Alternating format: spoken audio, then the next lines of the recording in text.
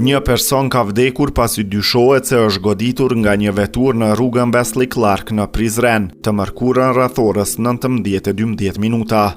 Personi i pajetësh me iniciale IO 34 vjeçar, ndërsa i dyshuari si vozitës i kësaj makine është DD 24 vjeçar, i cili është ndaluar nga policia.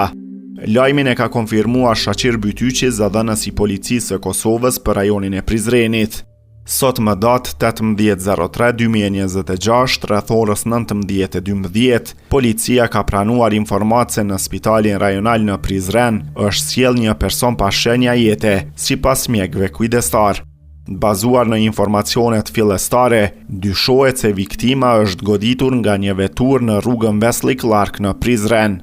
Patrullat policore kanë dalë në spital, ku është konfirmuar se personi i pajetës është IO, mashkull rreth 34 vjeçar.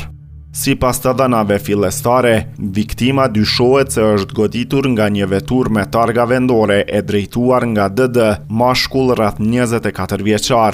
Njësitet policore dhe hetuesit e aksidenteve të trafikut kanë dalë në vendin e ngjarjes, ku është kryer këqyrja e vendit të ngjarjes.